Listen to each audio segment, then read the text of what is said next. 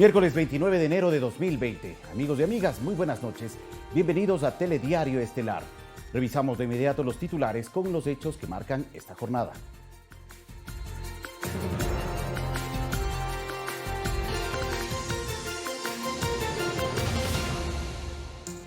El paciente de origen chino sospechoso de portar coronavirus se mantiene en estado crítico. Así lo informó el Ministerio de Salud Pública del Ecuador.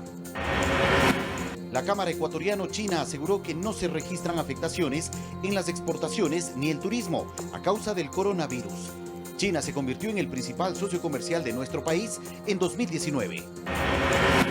En Guayaquil, una mujer permaneció secuestrada por 4 días por su expareja.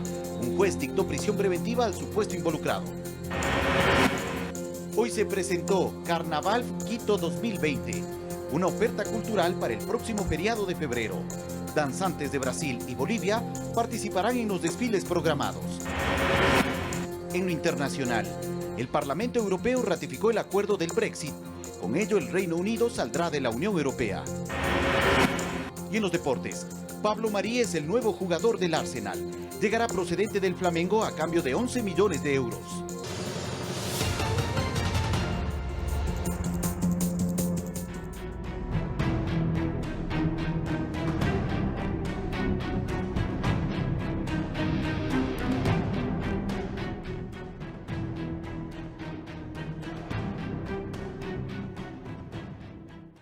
Autoridades del Ministerio de Salud Pública del Ecuador ofrecieron esta noche, hace pocos minutos, una rueda de prensa para informar sobre las medidas adoptadas por el gobierno nacional frente a un posible caso de coronavirus en nuestro país.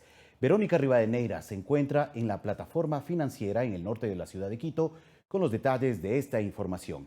Verónica, buenas noches. ¿Qué novedades nos tienes? Entonces se le hace un seguimiento a diario, sobre todo para conocer si tienen algún tipo de la plataforma gubernamental en donde hace pocos minutos las autoridades del Ministerio de Salud, de la Organización Panamericana de la Salud y también de los hospitales del IES y del hospital en donde se está tratando el ciudadano chino han dado sus declaraciones.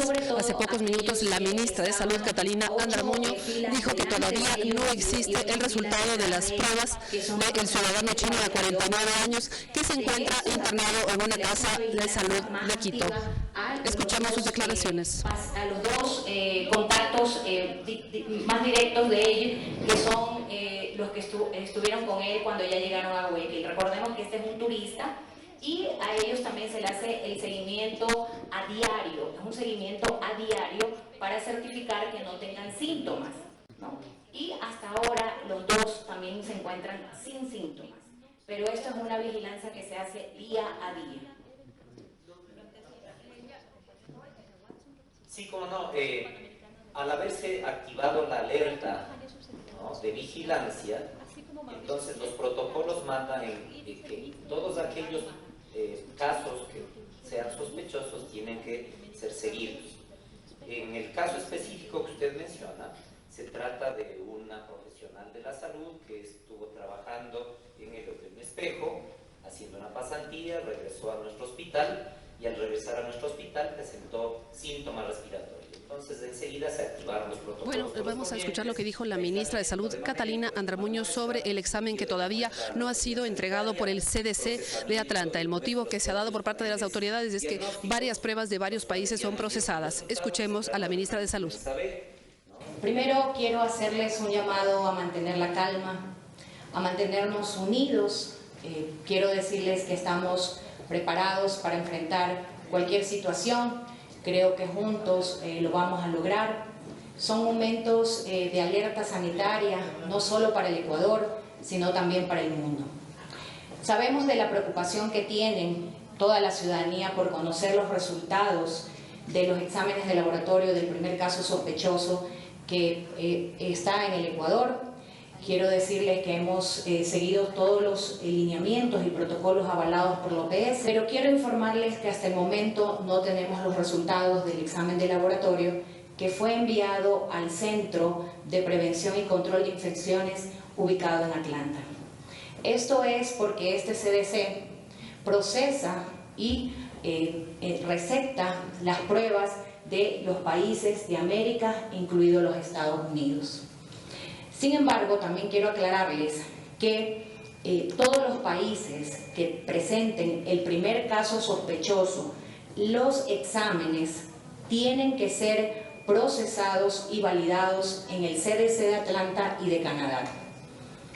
Hasta el momento hemos cumplido con todos los protocolos internacionales avalados por la OPS. Es necesario que seguimos haciendo el seguimiento y control de las personas que viajaron en el mismo vuelo y hasta el momento se encuentran sin síntomas. Las 2 personas que estuvieron en contacto directo con él, le hacemos un seguimiento con el equipo de epidemiólogos, hacemos un seguimiento diario. Ellos están en un aislamiento en sus domicilios y se encuentran también sin síntomas. La población no debe entrar en pánico, porque pueden haber el doctor Eduardo Castro, médico tratante del ciudadano chino de 49 años que se encuentra hospitalizado, comentó sobre el estado de salud que continúa en estado crítico y con un fallo multiorgánico. Escuchemos al doctor Eduardo Castro. Protocolos. Y el estado actual del paciente que ha sido ingresado es un criterio técnico que lo voy a dar. Al momento, pues, el paciente se encuentra en estado crítico, se encuentra asistido por una máquina de ventilación mecánica que le permite respirar. Existe compromiso hemodinámico que se llama, o sea, compromiso de varios órganos, dentro de ellos, pues, el cerebro, el aparato cardiovascular, el renal, y es importante que está asistido, pues, por los mejores profesionales. Se encuentra en el centro de terapia intensiva, como les decía, con fallo multiorgánico. Nosotros tenemos, pues, escalas de mortalidad. Las escalas de mortalidad son muy altas, ¿no? Existe mucha probabilidad de que el paciente pueda fallecer por su estado actual, y pues el objetivo nuestro es únicamente tratar de salvar vidas y especialmente de cuidar y hacer el cerco epidemiológico en nuestro hospital, que para eso tenemos los mejores profesionales. para un manejo adecuado de estas circunstancias. También podemos comentar que Gina Watson, representante de la Organización Panamericana de la Salud y de la Organización Mundial de la Salud, ha reiterado también un llamado a los ecuatorianos para que no se automediquen y que si tienen síntomas persistentes de alguna enfermedad respiratoria acudan a un centro de salud, a un hospital y no se automediquen. Esto es muy importante. También recordar que el viceministro de Movilidad Humana, Carlos Alberto Velastegui, mencionó que los ciudadanos ecuatorianos que se encuentran en China se encuentran en una situación estable. También podemos comentar que han dicho las autoridades, Mauricio Espinel, justamente director nacional de salud del IES, ha mencionado que la población debe colaborar porque la transmisión no tenga el impacto que podría tener y para tomar todas las medidas de seguridad como lavarse las manos continuamente, usar gel desinfectante, cocinar bien los alimentos, son algunas de las recomendaciones que han dado las autoridades. Seguimos contigo, Fabricio, con más información. Muy buenas noches. Buenas noches y muchas gracias a Verónica Rivadeneira, que se encuentra en la plataforma gubernamental al norte de la ciudad de Quito, asistiendo en este momento a la rueda de prensa que ofrece la ministra de Salud, Catalina Andramuño, y otros funcionarios del sector de la salud, refiriéndose a la situación del ciudadano chino que llegó días atrás con síntomas eventualmente de coronavirus. Todavía no hay una confirmación, está a la espera de los resultados que tienen que venir validados por parte de los Estados Unidos, laboratorios de Estados Unidos y de Canadá. Se espera que ya en los próximos días se logre obtener un resultado sobre estas muestras que se han enviado al exterior para determinar si el ciudadano chino tiene o no el coronavirus. Nosotros estaremos pendientes a todas estas pronunciamientos y declaraciones que ofrezcan las autoridades. Y mientras tanto, en el país les contamos que los representantes de la Cámara de Comercio Ecuatoriano-China descartaron afectaciones en materia de exportación con el gigante asiático por este tema del coronavirus. Los directivos buscan impulsar un tratado de libre comercio para promocionar el mercado ecuatoriano en China. Según Gustavo Cáceres, recientemente designado como presidente alterno de la Cámara Ecuatoriano-China, el país asiático se convirtió en nuestro principal socio comercial, desplazando a Estados Unidos, que ocupó el segundo lugar. Por el momento descarta que la crisis de salud mundial por el coronavirus afecte en las exportaciones o el turismo.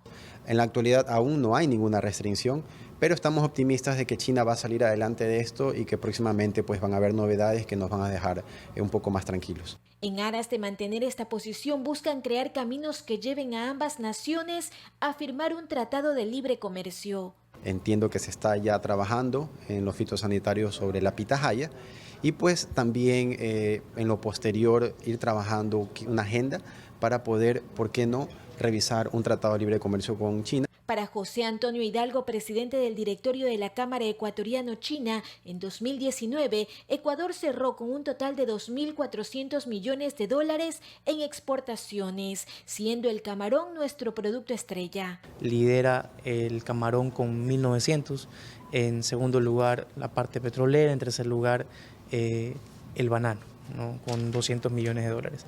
Para este 2020, el representante del sector acuícola, José Antonio Campuzano, también espera se superen las restricciones al mercado asiático. Discutiendo con las autoridades chinas a un muy alto nivel, con un muy buen panorama de diálogo, porque el diálogo es abierto, es un diálogo técnico. Sin embargo, hay un impacto y esto lo vamos a ver durante todo el año y lo vamos a poder cuantificar. ¿Cuánto camarón dejó de exportarse a China? Mariuxi Buenaño, Medios Públicos. Y según el Instituto Nacional de Meteorología e Hidrología INAMI, en la zona interandina del país continuará la inestabilidad del comportamiento climático con días de sol y lluvias inesperadas, con el consecuente cambio de temperatura que es un coadyuvante para el surgimiento de cuadros gripales. Especialistas piden a los ciudadanos tomar las precauciones necesarias para cuidar su salud ante la inquietud mundial generada por el coronavirus.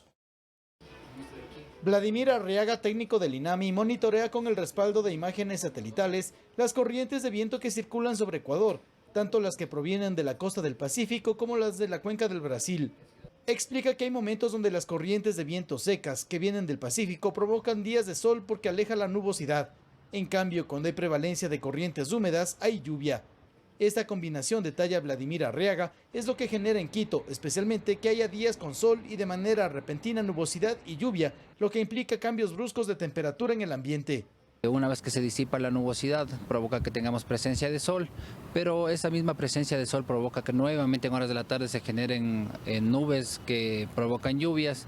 Esta condición, según el meteorólogo del INAMI, se mantendrá en los próximos días. Así que esa recomendación a la ciudadanía, hay que abrigarnos bien, cuidarnos de esos cambios bruscos de temperatura que estamos teniendo durante la mañana y durante la noche. Cambios de temperatura que son coadyuvantes para el surgimiento de cuadros gripales. Marcelo Aguilar, epidemiólogo de la Universidad Central, explicó que una gripe normal o un cuadro de coronavirus tienen un proceso de expansión y dispersión muy rápida. Si bien todavía no existen casos de coronavirus en Ecuador, el experto acota que el contagio de cualquier enfermedad respiratoria pasa por el cuidado de la persona portadora. Personas que tienen síntomas de gripe, de resfrío común, de preferencia aislarse, no asistir al trabajo, no asistir a lugares colectivos, porque es un virus de altísima transmisibilidad. Una persona que está estornudando, que está tosiendo, está dispersando virus. Por ahora, lo mejor es prevenir y cuidarse, sobre todo por el comportamiento irregular del clima. Javier Ceballos, Medios Públicos. Y sobre este mismo tema, en el ámbito internacional, el número de fallecidos por el nuevo coronavirus causante de la neumonía de Wuhan, en China, se elevó a 170 y el de infectados supera los 7.500. Esto mientras avanza la construcción del hospital para tratar a pacientes con esta enfermedad. Avanza en un tiempo récord la construcción en Wuhan del primer edificio para tratar a los pacientes infectados con coronavirus. Las ciudades del epicentro del brote, que deja hasta el momento 170 muertos, 7.711 personas infectadas en China y del que se han detectado casos en más de una decena de países. El hospital será una estructura prefabricada, ubicada en una parcela de 25.000 metros cuadrados, que tendrá capacidad para aproximadamente 1.000 pacientes y dispondrá de un centro de cuarentena. Un grupo de expertos del Comité Estatal para la Salud de China advirtió que las personas pueden infectarse con el coronavirus 2019 nCoV, que causa un nuevo tipo de neumonía mortal desde una distancia de hasta 2 metros. Según los últimos datos, en Estados Unidos se confirman 5 casos, en Canadá 1, en Japón el 7º y de último momento Emiratos Árabes Unidos confirmó 4 positivos por coronavirus.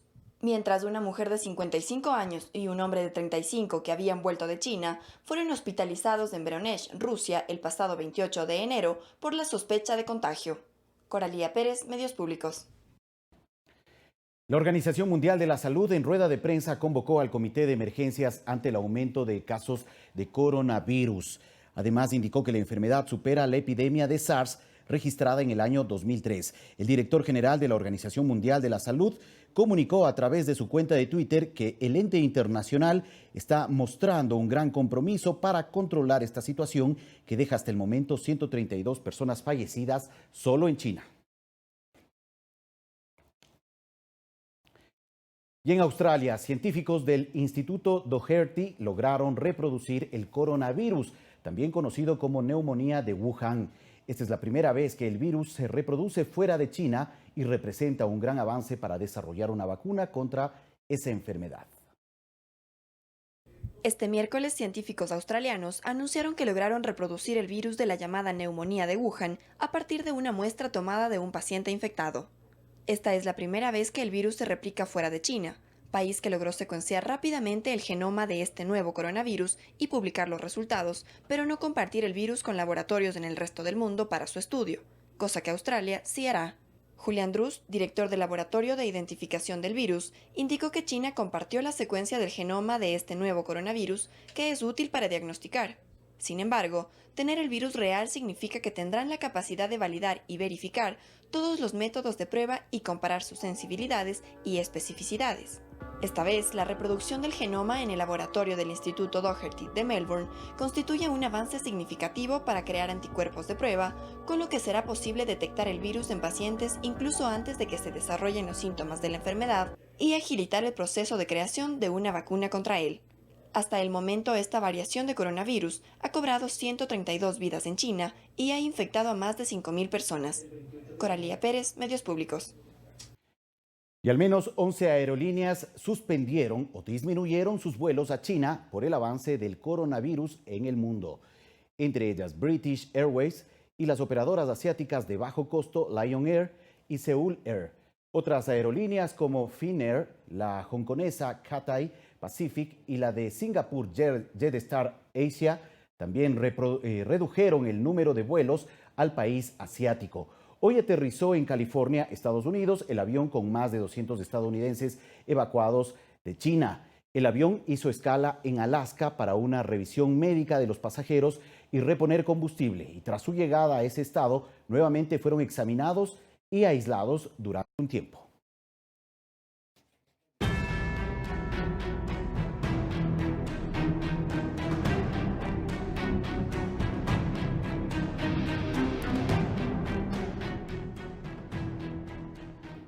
Vamos a revisar temas de carácter nacional. Empleadores de la Cámara de Industrias de Guayaquil recibieron capacitaciones sobre obligaciones patronales. El Ministerio de Trabajo lideró estas charlas. El Ministerio del Trabajo realizó capacitaciones a los integrantes de la Cámara de Industrias de Guayaquil sobre cuáles son las obligaciones patronales que deben cumplir con sus trabajadores. Punto que para Sebastián Romero, director regional de Trabajo, es muy importante. Hay muchas veces que no es que no se quiere cumplir con algo, sino que existe a lo mejor desconocimiento, hay mucha rotación también de personal en los departamentos, por ejemplo, de talento humano, y la idea es justamente que ellos tengan una charla directa con los funcionarios del Ministerio de Trabajo para que puedan conocer, para que les podamos socializar en qué es lo que estamos trabajando, cuáles son las mejoras que proponemos. Durante la cita también se escucharon las propuestas por parte de los empleadores y así atenderlas en base a los proyectos que emprende el Ministerio del Ramo. La red socioempleo, el proyecto Mi Primer Empleo, el proyecto de empleo joven, el proyecto de erradicación del trabajo infantil. Los empleadores de la Cámara de Industrias de Guayaquil vieron con buenos ojos el acercamiento de esta cartera de Estado. Siempre debe haber la afinidad entre empleador y el organismo regulador, en este caso el Ministerio de Trabajo, porque la finalidad de todo empleador es cumplir con las normas, con las leyes. Porque a veces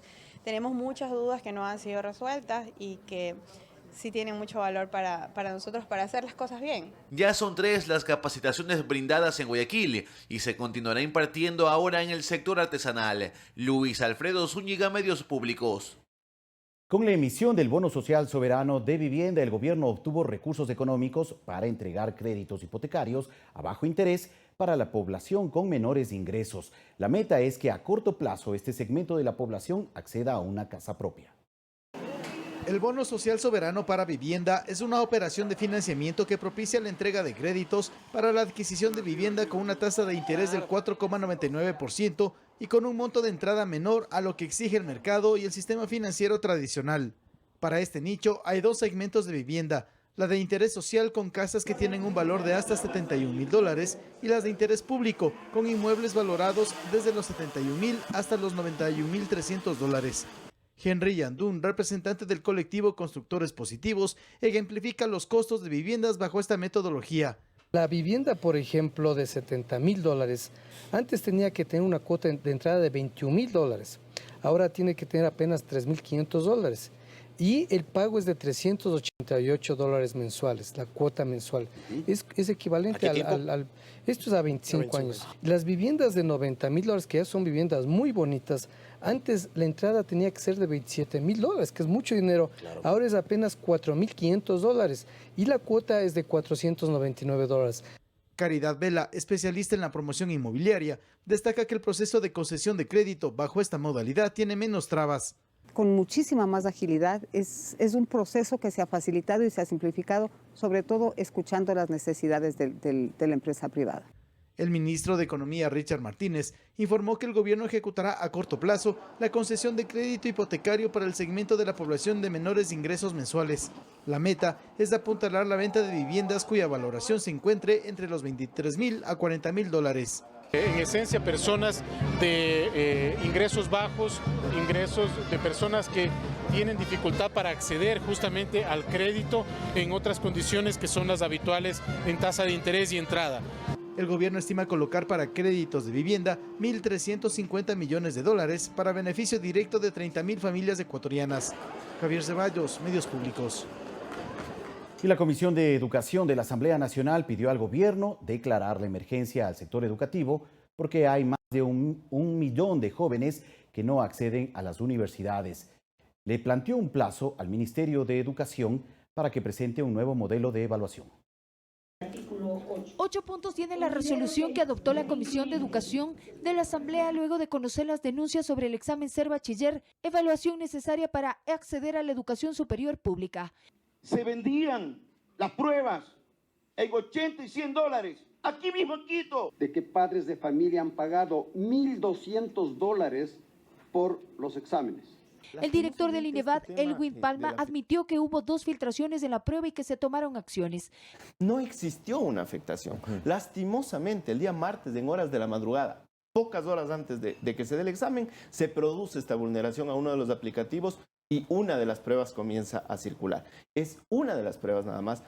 Palma precisó que se ha identificado dónde ocurrió esto y que se adoptan las medidas administrativas. A diferencia de lo que ha venido pasando, donde dice autor desconocido, esta vez tenemos cercado dónde ocurrió y cuál fue el aplicativo que fue vulnerado. Pero precisó que no es la primera vez que ocurre esto, que incluso hay casos en la Fiscalía. Los documentos formalizados de la Contraloría General del Estado, la queja del Consejo de la Judicatura, porque hemos estado permanentemente insistiendo a la Fiscalía que nos ayude con esos procesos. Los legisladores insistieron en que deben existir reformas. No podemos eliminarla. La evaluación es una cosa de valoración de todos los procesos. Y fue la presidenta de la Federación de Estudiantes, Scarlett Tamayo, quien hizo un diagnóstico de la prueba Ser Bachiller. Puntualizó que no puede ser para todos. Porque tú no puedes evaluar a un estudiante de un bachillerato general unificado igual que un bachillerato técnico. Propuso que la evaluación sea por áreas del conocimiento. Esto quiere decir que se vaya basado a todas las carreras que existen. Luego de varias horas de debate y análisis, la comisión emitió el documento en el que pide al gobierno la declaratoria de emergencia nacional al sector educativo, considerando que más de 1 millón de jóvenes no han accedido a las universidades públicas y le da un plazo de 45 días para que el INEVAL, en coordinación con el Ministerio de Educación y la Secretaría de Educación Superior, elaboren una propuesta técnica con un nuevo modelo de evaluación. Valeria Villarroel, Medios Públicos. Y el vicepresidente de la República, Otto Sonnenhorstner, publicó en su cuenta de Twitter el siguiente mensaje: 1000 disculpas a la querida provincia de Morona, Santiago, por un desperfecto durante el vuelo desde Santa Rosa hacia Macas. No logramos asistir a las actividades previstas. No hubo emergencia alguna. El inconveniente fue manejado profesionalmente por la tripulación del avión.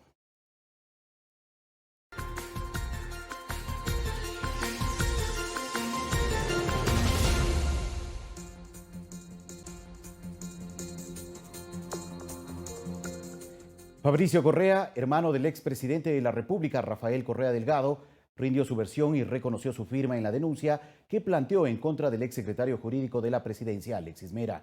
Solicitó que se investigue por una presunta injerencia en la justicia ecuatoriana. Acompañado de su abogado, Fabricio Correa llegó a la Fiscalía General del Estado en Quito, donde reconoció la firma de la denuncia que planteó en contra de Alexis Mera, exsecretario jurídico en el gobierno de Rafael Correa. Esta denuncia que he hecho contra Alexis Mera por cohecho, tráfico de influencias y asociación ilícita, no solo me ayuda a mí, esto abre una brecha para todos los perseguidos por la Revolución Ciudadana. El hermano del exmandatario además rindió su versión, la misma que duró 1 hora. Fabricio Correa señaló que con la extracción de los correos de Mera tras incautar las computadoras de la presidencia, dentro del denominado caso Sobornos, se encuentran dichas pruebas. En el caso mío, privado, ya Alexis hizo comprar un juez en la CFN, con favores en la CFN, para que falle en casos privados de él. Y cuando un juez, el doctor Pedro Veloz, ordenó que abra la contabilidad a Alexis y su cliente para demostrar que él había cobrado, y eso es delito penal, lo hizo destituir al juez y aguantó el tema. Alexis Mera también es procesado en el caso Sobornos y actualmente mantiene arresto domiciliario. Solicitamos su reacción ante la denuncia y mediante WhatsApp esto respondió. Eso es mentira. Ningún correo de la presidencia dice eso. Él me odia porque me acusa de haber terminado los contratos que hizo en el gobierno de su hermano a través de compañías relacionadas, conforme la justicia determinó. Dentro de la información que Correa presentó en la Fiscalía, estarían los mails que intercambiaba Mera para ejercer supuesta presión en la justicia. Funcionarios de la presidencia, de su estudio jurídico, abogados externos, en los que da instrucciones para que operen sobre los jueces, sobre la CFN y todo. Al consultar con Mera sobre uno de esos documentos, entregados por Fabricio Correa también a los medios de comunicación, indicó: Es absolutamente falso, forjado por algún odiador. Finalmente, Fabricio Correa dio a conocer que no rendirá su testimonio en el caso Sobornos 2012-2016, dentro del juicio que inicia el viernes. Olga Velasco, Medios Públicos. El ministro de Defensa, Osvaldo Jarrín, cuestionó en duros términos el informe de la Comisión Interamericana de Derechos Humanos sobre las protestas de octubre del año anterior aquí en Ecuador. A la salida de una reunión reservada en la Comisión de Relaciones Internacionales de la Asamblea Nacional, Osvaldo Jarrín expuso 4 adjetivos con los cuales califica el informe que la Comisión Interamericana de los Derechos Humanos entregó sobre las protestas de octubre en el Ecuador. Entonces, no solamente que es un informe sesgado, sino es incompleto, insuficiente y de baja calidad. Es que para el funcionario, el documento incumple con una premisa del Estatuto de Costa Rica, de la propia Comisión, así como de la Organización de Estados Americanos. Este es la defensa de la democracia. Porque es el único sistema que permite proteger los derechos humanos. Sobre la democracia no ha hablado la Comisión. Conocedores de la materia como el ex legislador Fausto Cobo han coincidido con esta apreciación sobre el informe, debido a que dejó de lado temas como el irrespeto a la institucionalidad. La mayoría de los ecuatorianos fuimos secuestrados por esta minoría de victimarios que ahora aparecen en este informe como las víctimas. No, hay que hablar claro, las víctimas de esos sucesos son la gran mayoría de ecuatorianos. La institucionalidad del Estado. Fueron quemadas instituciones, edificios de instituciones simbólicas de la democracia. Ecuador presentó su respuesta al documento, insistiendo en la inconformidad que tiene el gobierno nacional. Alex Llanos, Medios Públicos.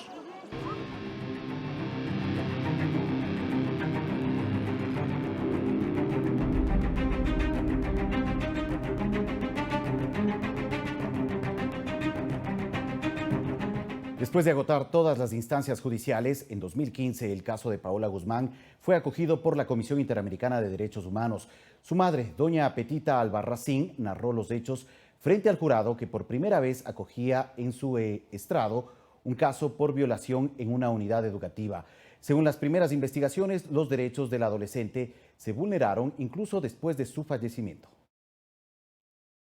Según declaraciones de su madre, la joven decidió suicidarse ingiriendo 11 diablillos. El hecho ocurrió en el plantel donde estudiaba y trabajaba su agresor. Mi hija estaba en un callejón donde hay una camilla, ahí botada. No le habían dado los primeros auxilios. Entra una periodista: señora, usted tiene que denunciar a Bolívar Espín. Le digo, ¿por qué? Porque ese hombre embarazó y violó y acosó a su hija. Antes de suicidarse, Paola escribió 3 cartas, una dirigida a su madre, otra al vicerrector y una tercera a otro adolescente. Pero, ¿por qué Paola habría recurrido al suicidio como último recurso? Es posible que se haya podido provocar el colapso psíquico en el que Paola del Rosario no pudo tramitar más el conflicto y pasó al acto suicida de características dramáticas. Paola falleció y al momento de hacerle la autopsia, la madre pidió se realice un examen para saber si su hija estuvo embarazada. Pues mi hija desnudita y abierta totalmente y todos los órganos yo le vi. Y me dice, señora, en una mano, una carnosidad, esto es, dice el útero. No hay embarazo. Cuando la fiscal manda a investigar el útero, nuevamente hace sacar el útero de mi hija y la sangre. Y él dijo que el útero de mi hijo fue manipulado, raspado. No se pudo examinar si estaba embarazada, pero porque ya lo habían arreglado ellos. Y la sangre de mi hija también fue manipulada. Pero Paola no solo fue víctima del acoso del vicerrector, también del médico de la unidad educativa. La manda a mi hija para que hable con el doctor del colegio, para que le ponga una inyección abortiva.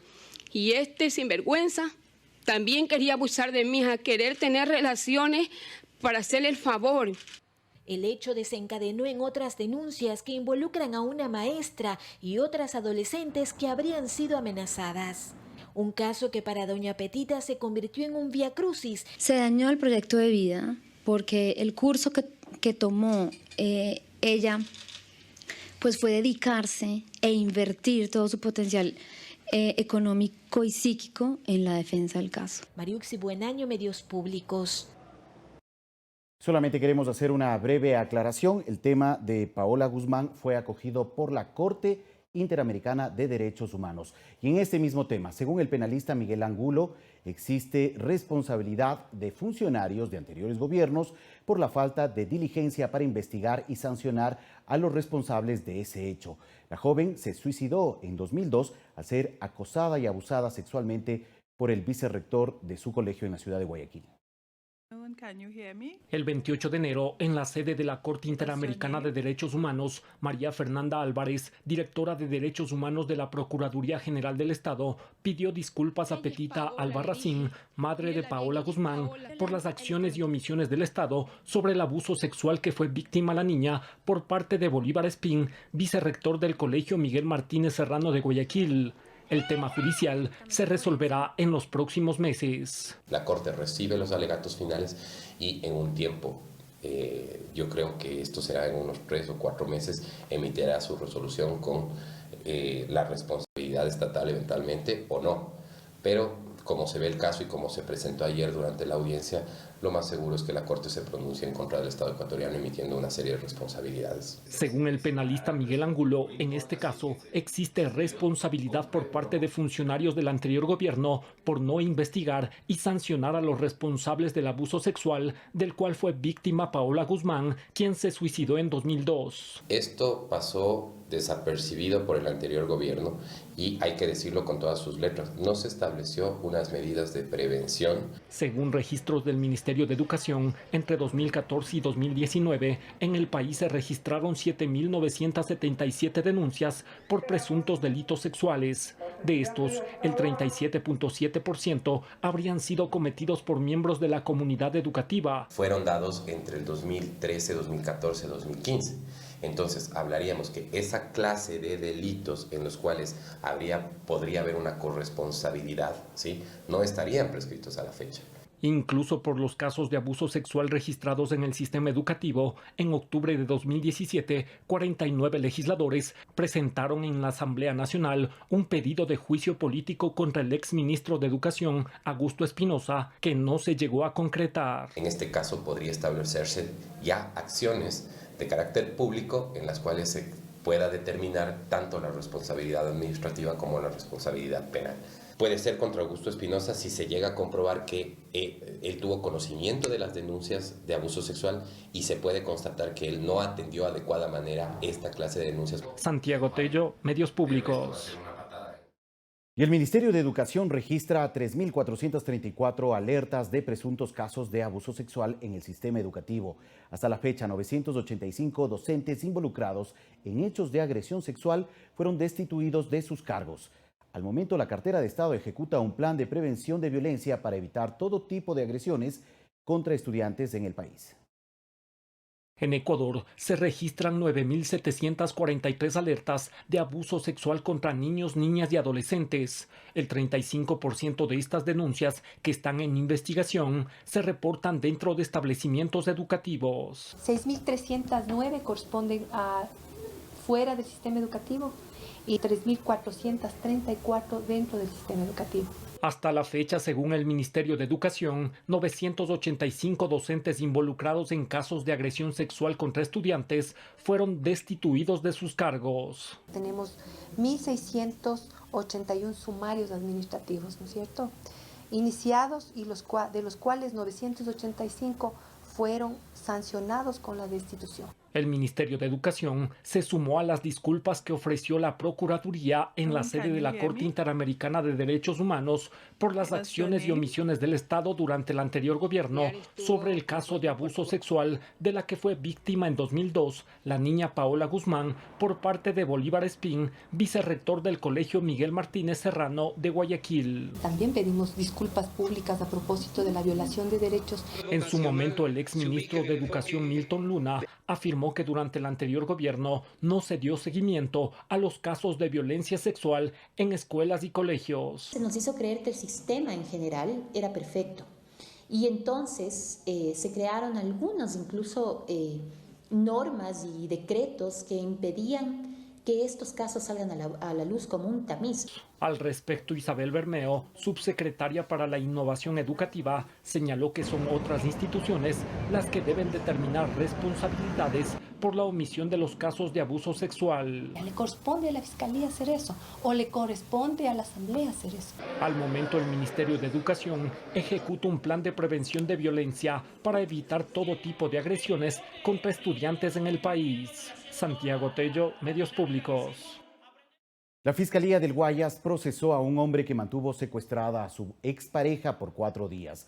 Durante un operativo conjunto entre la Fiscalía, Policía Judicial y la Unidad Antisecuestro se logró la liberación de la mujer en una ciudadela al norte de Guayaquil.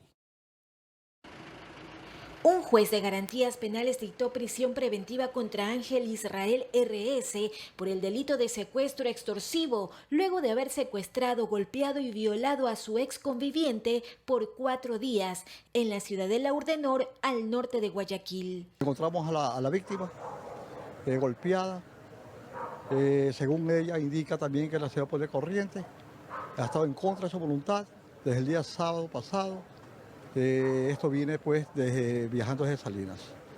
El procedimiento pues está haciendo las investigaciones pertinentes del caso.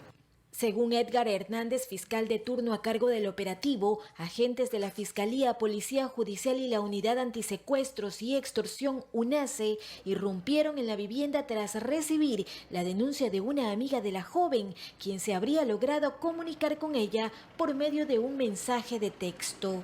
Durante la audiencia de flagrancia, la Fiscalía solicitó la prisión preventiva para el procesado con base en los elementos de convicción, como la versión de la víctima, la denuncia presentada por sus familiares, el parte de aprehensión de los agentes y exámenes médicos y ginecológicos practicados a la víctima, por lo que el acusado podría enfrentar de 10 a 13 años de prisión. A mí se me hace raro porque yo soy amigo de ella, de Camila. ¿ya? Ella sale y entra cuando le da la gana, ella sale en los carros, va y viene, hace compras. El juez dispuso 30 días para el cierre de la instrucción fiscal y emitió medidas de protección para la mujer como prohibición de actos de persecución e intimidación de parte del victimario y la extensión de boletas de auxilio a favor de ella y su núcleo familiar. Mariuxi Buenaño, Medios Públicos. Más de 1.500 cámaras del municipio de Quito y del Sistema Integrado de Seguridad ECU 911 estarán interconectadas para brindar seguridad a los habitantes y turistas de la capital. Este miércoles, ambas instituciones firmaron un convenio que además permitirá utilizar las cámaras de reconocimiento facial instaladas en los puntos más conflictivos de la ciudad. Con el objetivo de reforzar la seguridad ciudadana en Quito, el Sistema Integrado de Seguridad ECU 911 y el municipio de la ciudad firmaron un convenio para que las cámaras de videovigilancia instaladas por ambas instituciones a lo largo de la urbe trabajen de manera articulada. Porque ya en Quito no vamos a hacer 890 cámaras del municipio ni 828 del Sistema Integrado de Seguridad ECU 911, sino ya Quito va a tener 1.518 ojos que van a estar mirando todo el distrito metropolitano. Estos dispositivos, incluidas las 320 cámaras instaladas en buses biarticulados, permitirán prevenir hechos delictivos y responder incluso ante emergencias naturales. Una seguridad que pasa por crear la infraestructura adecuada para enfrentar los riesgos de amenaza a la seguridad. Este convenio de cooperación además permitirá dar un soporte a los proyectos del Cabildo, como el programa Quito Activo, en el sector de la Mariscal. Dándole la completa seguridad al ciudadano de ir a un sitio de entretenimiento sin que sea eso el riesgo de que le dan guantos, sin que sea eso el riesgo de que le asalten.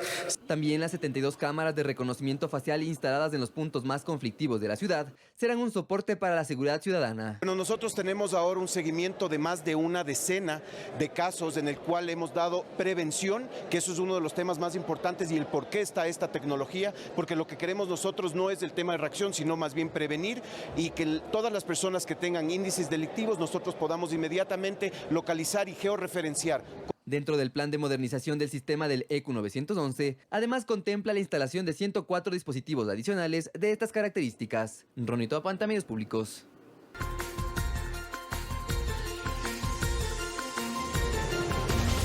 El programa Vive el Carnaval 2020 y se anunciaron actividades el 22, 23, 24 y 25 de febrero.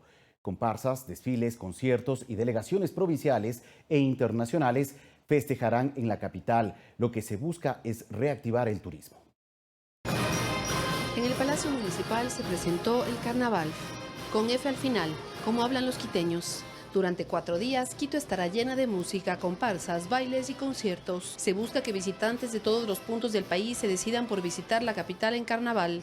Habrá desfiles en el sur de la ciudad el 22 de febrero y en el norte de 15 a 18 horas. Va a arrancar un desfile que consiste justamente en 10 carros alegóricos con todo el colorido de los sitios turísticos de la ciudad de Quito. Entre los invitados a los desfiles estarán la Escuela de Samba, ganadora del Carnaval de Brasil en 2017, una delegación de Bolivia representando al Carnaval de Oruro, la representación del Carnaval de Venecia, también delegaciones de Pomasqui, Tumbaco, la Yumbada de la Magdalena y también de provincias. Llegarán los Diablos de Píllaro, los danzantes de Pujilí y la Mama Negra, mostrando la diversidad cultural del país. De generar esta interculturalidad. Ha sido una decisión de la Secretaría de Cultura hacerlo a nivel internacional, sin haber perdido de vista lo que decíamos, esa cultura popular quiteña no dejará de ser y por eso le hemos bautizado el Carnaval.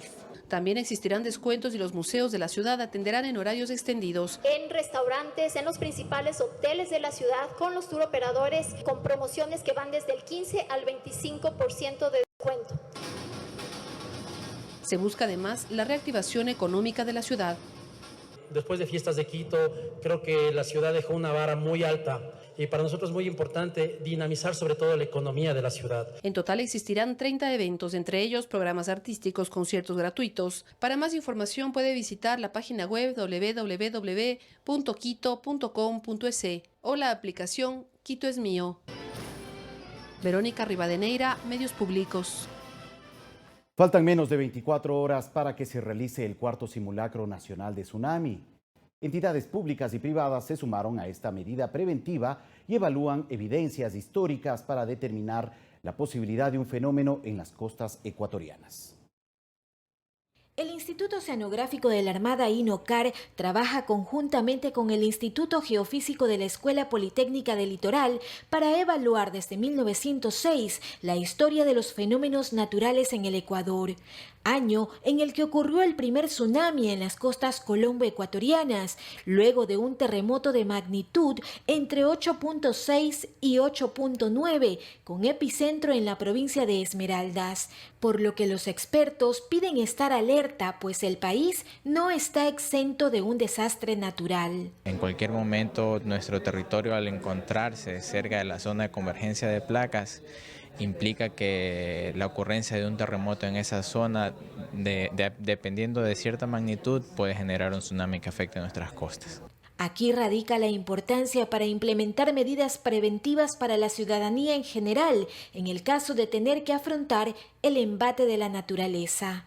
Tenemos instrumentación adecuada para dar un buen base de datos de dónde han ocurrido los movimientos telúricos en el pasado y además, debido a la acumulación de esfuerzos sísmicos en ciertas zonas hacia el norte, también podemos decir aproximadamente dónde están las zonas de mayor concentración de energías que podrían ser liberadas durante un próximo terremoto. Desde hace 4 años, el Servicio Nacional de Gestión de Riesgos y Emergencias prepara anualmente el Simulacro Nacional de Tsunamis, que abarca todas las provincias costeras y la región insular. En 2020, el ejercicio se realizará este viernes 31 de enero. Atención Santa Elena, este 31 de enero participa en el Simulacro Nacional de Tsunami. Cuando escuches las sirenas, acude con tu familia a la zona de seguridad más cercana. Recuerda que estar prevenido salva vida. Mariuxi Buenaño, Medios Públicos.